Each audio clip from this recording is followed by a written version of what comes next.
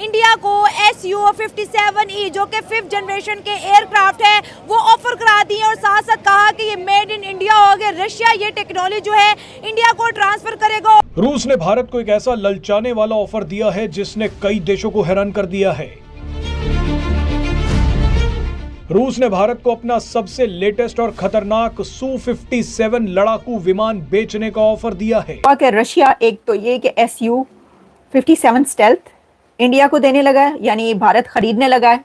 अगर पाकिस्तान के पास 5th generation aircraft आता है तो वहां पे अमेरिका रशिया इंडिया को दे देता है, तो जो मिलिट्री बैलेंस है रीजन के अंदर वो मेंटेन रहता है और ये मेंटेन रहना भी चाहिए, ताकि अगर इंडिया के पास 5th और हमारे पास नहीं है तो इंडिया हो सकता है कि हम पे 5th जनरेशन से अटैक कर दे। तो ये इंडिया जो असलहा ले रहा है, तो आपके ख्याल में अभी जो देखिए पहले क्या होता था, पहले हम ये कहते थे कि भारत जो असलहा खरीद रहा है वो पाकिस्तान के लिए थोड़ी ले रहा है, उसकी तो चाइना के साथ राइवलरी है, पाकिस्तान के साथ कौन सी जंग होनी है।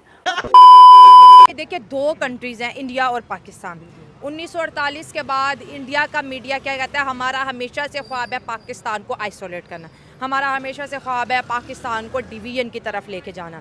लेकिन ये जो वो अक्सर ये बात कहते हैं कि पाकिस्तान के अंदर IMF प्रोग्राम है, लेकिन ये मुल्क दिफाई तौर पर इतना मजबूत कैसे है, इनके ऊपर इतनी मेहरबानी कैसे हो जाती है, हम अरबों डॉलर दे के वो चीज़ें खरीदते हैं और इनको डिस्काउंट पे मिल रही हैं। सबसे पहली बात ये देखेंगे कि पाकिस्तान एक इस्लामिक स्टेट है, पाकिस्तान के ऊपर अल्लाह ताला की खास रहमत है, पाकिस्तान के पास एक ईमानी जज्बा कुव्वत है। जज्बा पाकिस्तान का एक सिपाही उनके 1 लाख सिपाही के ऊपर भी भारी है। ये कौन सा मैथ कर दिया? इतनी ज्यादा पाकिस्तान को ईमानी कुव्वत दी है। अच्छा। कि हमारे आप देखें गज़वा बदर के अंदर 313 उनके कितने हजार के ऊपर भारी थे। वो एक अच्छी मिसाल है। सबसे पहली बात है। और दूसरी बात ये है कि पाकिस्तान का अगर हम देखें को काफ़ी ज़्यादा आई थिंक 90% जो बजट है वो हम डिफेंस के ऊपर खर्च करते हैं। और इन फ्यूचर भी हम अगर पाकिस्तान के बिजनेसेस को स्टेबल करेंगे तो पाकिस्तान कोई भी कंट्री जो है ना, ठीक है, लेकिन मैं यहाँ पर डिसएग्री कर रही हूँ। देखें इंडिया भी कहता है मैंने ना अपनी इकोनॉमी पे फोकस करना है लेकिन खरीद हथियार है। पाकिस्तान कहता है मैंने अपनी इकोनॉमी पे फोकस करना है लेकिन मजबूरी होगी अब डिफेंस खरीदना। जो 4 दिनों में हमने देखा, अगर हमारे पास डिफेंस ना होता, हमारे पास वो सारा सिस्टम ना होता, तो मुझे लगता है कि कोई 10,000 ड्रोन इंडिया ने भेज देने थे। जो जंग हो गई है ना, इसके बाद इंडिया जो भी असलहा ले रहा है वो समझ लें कि वो आपके लिए भी ले रहा है, यानी वो पाकिस्तान के लिए भी ले रहा है, क्योंकि अब तो जंग हो गई ना भाई साहब, अब वो वाले हालात नहीं रहे हैं। लेकिन ये भी बात की जा रही है कि इंडिया की तो जंग ये चाइना से थी। वो कह रहे हैं कि दुनिया ने एक स्टेज सेट हुआ था, स्टेज सजा था, जिसमें किसके पास कौन से वेपन्स हैं वो चलाकर देखने की तैयारी हुई और कहा कि चलो जी ज़रा एक फिल्म चलाई जाए, एक ड्रामा रचाया गया जिसमें देखा गया कि एक तरफ से जो है वो चाइना के हथियार चल रहे थे और दूसरी तरफ से यूरोप के। तो सब ने बैठकर आराम से नेटफ्लिक्स, दुनिया के इस नेटफ्लिक्स पर जो है ये वाली फिल्म देखी है कि किसके हथियार कहाँ पर चल रहे हैं और कौन सा हथियार सही नहीं है और कौन सा गिर रहा है और कौन सा नहीं गिर रहा है और कौन सा जो है वो मार गिरा रहा है और कौन सा जो है जा जा के एयरबेसिस को निशाना बना रहा है। तो चलें, ये तो एक लंबी डिबेट हो जाएगी। वो कह रहे हैं जी ये तो चाइना और इंडिया की जंग थी, पाकिस्तान इंडिया की तो जंग ही नहीं थी। कित्थों आ गई पाकिस्तान इंडिया की जंग? चाइना की थी, पीछे चाइना खड़ा था, उसने सारा कुछ किया। मोदी जो है वो रशिया और अमेरिका दोनों के हाथों मजबूर है। अब उसको लेकिन फैसला करना होगा कि उसने किस साइड पे जाना है। आपकी सिक्स सेंस क्या काम करती है? एक तरफ अमेरिका प्रेशर डाल रहा है नरेंद्र मोदी पे और दूसरी जानिब रशिया की दोस्ती। मेरे ख्याल में इंडिया अब जो अमेरिका की तरफ देखेगा, लेकिन जो ट्रम्प स्टेटमेंट दे रहा है वो इंडियन उसको पसंद नहीं कर रहे। स्पेशली जब उसने सीज़ फायर करवाया है तो इंडियन पब्लिक जो है ना उसको लाइक नहीं कर रही, वो फोर्सफुली जो है रशिया के कैंप में जाएगा। अच्छा, और ये मेड इन इंडिया के 5th जनरेशन के एयरक्राफ्ट रशिया इंडिया में बनाएगा, तो ये टेक्नोलॉजी का जो ट्रांसफ़र इंडिया में हो रहा है उसको आप किस तरह देखते हैं? ये मेरे ख्याल में नहीं होगा, क्योंकि इंडिया इतना कैपेबल है ही नहीं, ना उनकी ट्रेनिंग ऐसी है उनकी एयरफोर्स की, तो मेरे ख्याल में तो ये नहीं होगा, पॉसिबल ही नहीं है। ये 5th जनरेशन के एयरक्राफ्ट अगर उन्हें मिल जाएंगे तो राफेल जैसा हाल होगा। हाँ देखिए, राफेल उन्होंने ले लिया, वो टॉप लेवल का फाइटर है, लेकिन वो क्या कर सके, ये है ट्रेनिंग का फ़र्क। पाकिस्तान जो है कम रिसोर्सेज में अपनी ट्रेनिंग अच्छी कर रहा है और इंटरनेशनली की कर रहा है, इस वजह से हमें जो एज है। मेरे ख्याल में इंडिया जो है वो अमेरिका देगा ही नहीं उसको। अमेरिका नहीं देगा, नहीं देगा, नहीं। रशिया ही ऑप्शन रह गया। रशिया ही ऑप्शन रह गया। ये वो चीज़ है जहाँ पे जारी बात है पाकिस्तान को काम करने की ज़रूरत है। पाकिस्तान सारा टाइम इस पे हम ये नहीं देखें, गुड ऑफ पाकिस्तान ये जो रिसेंटली इंडिया ने पाकिस्तान पे हमला किया, दैट इज़ फाइन, जो होना था हो गया। हम पाकिस्तान जो है वो इसको अपनी जीत समझता है कि जी पाकिस्तान ने इंडिया के 6 जहाज गिराए, ये पाकिस्तान की जीत है, this is the success of Pakistan. ठीक हो गया जी, पहली बात। दूसरी बात क्या है, अगर ये पाकिस्तान की जीत है, ठीक है, तो आप इससे अंदाजा लगाएं कि वेयर इंडिया कहाँ क्या कहता है, इंडिया क्या कहता है इस पे? इंडिया कहता है जी अब हमने न्यू नॉर्मल क्रिएट कर दिया। क्या कर दिया है? न्यू नॉर्मल क्रिएट कर दिया। और ये न्यू नॉर्मल क्या है? न्यू नॉर्मल ये है कि हम आपके मुल्क के अंदर हमले करते रहेंगे, हम आप पे अटैक करते रहेंगे। This is the new normal. ये एक नया नॉर्मल है पाकिस्तानियों। This is what is saying. जिस तरह कल वो कह रहे थे कि मेरी गोली, आराम से रोटी खाओ, नहीं तो मेरी गोली तो फिर है ही तुम्हारे लिए।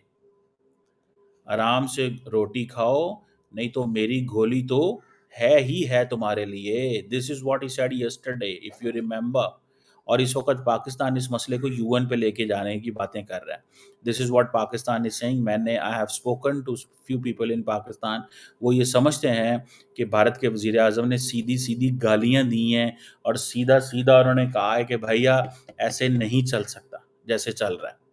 ये ज़रा सुनिए। आपको क्या लगता है कि किसकी आर्मी ज़्यादा तगड़ी एंड स्ट्रॉन्ग है? देखें, सबसे पहले तो अल्हम्दुलिल्लाह हमें इस बात पे फ़ख्र है कि हम पाकिस्तानी हैं। अच्छा। और उसके बाद ये कि अभी रिसेंटली आपने देखा होगा जैसे इंडिया ने पाकिस्तान में स्ट्राइक की, एयर स्ट्राइक की, उसके बाद ड्रोन्स वगैरह उन्होंने टारगेट किए पाकिस्तान के कुछ एरियाज़ में, लाहौर में भी काफ़ी जगहों पे हुए, वाल्टन वगैरह में। हाँ। तो उसके बाद जब पाकिस्तान ने अपना ऑपरेशन बनियामन मरसूस शुरू किया है, तो उसके बाद इंडिया के राफेल 6 और पाकिस्तान का एक भी JF-17 वो नहीं गिरा सके। तो हम इसी बात से आइडिया ले सकते हैं कि पाकिस्तान की एयरफोर्स कई दर्जे ऊपर है। और अल्हम्दुलिल्लाह एज़ अ मुस्लिम पाकिस्तानियों में बहुत ज़्यादा जज्बा है, जोश है, जिसकी वजह से हमें कोई भी किसी भी मैदान में हरा नहीं सकता। और कोई हिंदू या इंडिया जैसा मुल्क तो सोचे भी ना कि पाकिस्तान को वो कभी भी हराए। सर वो कह रहे हैं कि हम मुस्लिम हैं और हिंदू हमें नहीं गिरा सकते, क्या कहेंगे? ऐसा ही है कि हमारे अंदर शहादत का जज्बा है, हम मुसलमान हैं, ठीक है, तो हमें मौत से डर नहीं लगता, ठीक है, हम हर टाइम मौत को सर पे लेके मतलब मौत भी एक जिंदगी है। जी, मौत भी एक जिंदगी है, क्योंकि हमें पता है ये जो मौत है ना हमारे लिए कुछ भी नहीं है, सब कुछ हमारे लिए आगे है। हम मुस्लिम है, तो वो जो गैर मजहब है वो तो इस चीज़ से डरते हैं, उनको तो पता है कि यही है। हमें पता है कि जो मौत हमारे लिए वो फख्र हमारा, क्योंकि हम मुस्लिम है।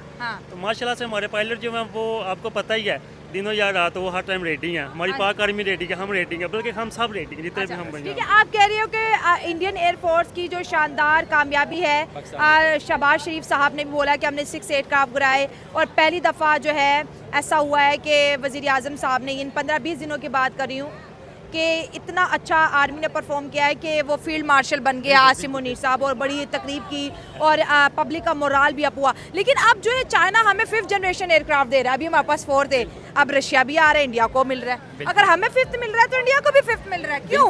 बिल्कुल मिल रहा है। असल में यहूदी काफिर ये एक पेज पे हैं, थोड़ा आगे आ जाए प्लीज। यहूदी और काफिर एक पेज पे हैं, जबकि Pakistan as a Muslim country, और उसके बाद हमारा जो हमसाया है चाइना, उसके साथ हमारी रिलेशनशिप बहुत स्ट्रॉन्ग है। चाइना ने सब जब पाकिस्तान बना तब से उसने हमें हेल्प की है, और हमने भी चाइना की हर लिहाज से हेल्प की है जितना मतलब अफोर्ड कर सकते हैं। तो अब ऐसा है कि जब उधर से चाइना पाकिस्तान की हेल्प करेगा, आप जानती हैं कि अमेरिका और इंडिया एक पेज पे हैं, जबकि चाइना और पाकिस्तान उसके अपोजिट पेज पे। अमेरिका और चाइना की आपस में बहुत बड़ा कन्फ्लिक्ट चल रहा है।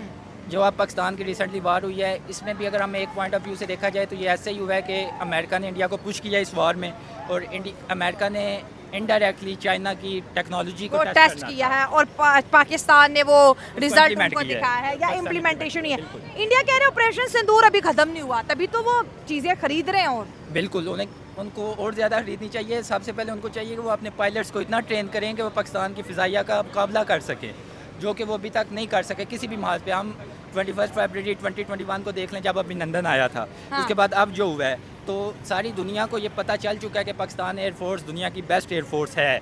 और इंग्लैंड ब्रिटिश एक न्यूज़पेपर है, मुझे उसका नाम अभी याद नहीं आ रहा, उसमें उन्होंने पाकिस्तान एयरफोर्स को वर्ल्ड्स टफेस्ट एयरफोर्स का लक़ब दिया है कि मतलब ये आसमान के बादशाह हैं, किंग्स ऑफ स्काई हैं पाकिस्तान एयरफोर्स के पायलट्स।